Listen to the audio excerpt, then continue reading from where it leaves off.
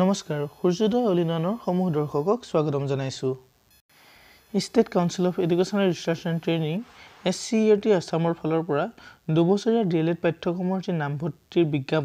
বিজ্ঞাপনটো মুকলি হৈছে আমি এই ভিডিঅ'টোত সেই বিষয়ে আলোচনা কৰিম যিসকল বন্ধু-বান্ধৱে DLED কৰিম বুলি ভাবি আছিল তেওঁলোকৰ বাবে অতি সুখবৰ 2020-22 বৰ্ষৰ DLED পাঠ্যক্ৰমৰ বাবে বন্ধু-বান্ধৱীসকলে এটা প্ৰি এন্ট্ৰি টেষ্ট দিব লাগিব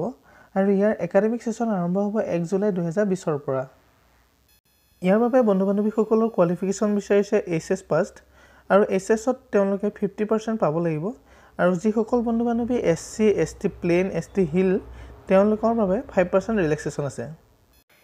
বয়সৰ সময়সীমা হৈছে কেণ্ডিডেট গৰাকী 18 বছৰৰ পৰা 36 বছৰ বয়সৰ ভিতৰত হ'ব লাগিব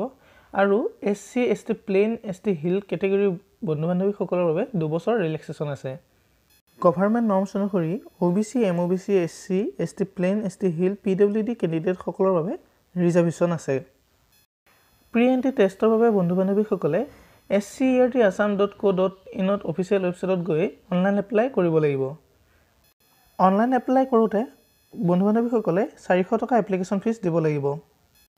প্ৰি এন্ট্ৰি টেষ্টৰ এডমিট কাৰ্ডসমূহ 22 এপ্ৰিল 2020 তাৰিখৰ পৰা মুকলি কৰি দিয়া হ'ব অফিচিয়েল ৱেবছাইট www.scert.assam.co.in ত আৰু এই এক্সামটো অনুষ্ঠিত কৰা হ'ব 26 এপ্ৰিল 2020 তাৰিখে আৰু নিজৰ ডিস্ট্ৰিক্টতে এই পেট এক্সামটো অনুষ্ঠিত কৰা হ'ব ইয়াৰ অনলাইন এপ্লাই আৰম্ভ হ'ব 16 মাৰ্চ 2020 তাৰিখে আৰু ইয়াৰ অন্তিম তাৰিখটো হৈছে 3 এপ্ৰিল 2020 তাৰিখ বন্ধু-বান্ধৱীসকল এই কোৰ্সটো ৰেগুলাৰ ভিত্তিত কৰা হ'ব এইটো কোনো ODL মোড নহয় তেন্তে বন্ধু-বান্ধৱীসকল আজিলৈ ভিডিঅ'টো ইমানেই যদি ভিডিঅ'টো ভাল পালে লাইক কৰক শ্বেয়াৰ কৰক আৰু আগন্তুক DLEDৰ লগত জড়িত ভিডিঅ'সমূহ পাই থাকিবৰ বাবে চেনেলটো সাবস্ক্ৰাইব কৰি কাষত থকা বেল আইকনটো দবাই দিব ধন্যবাদ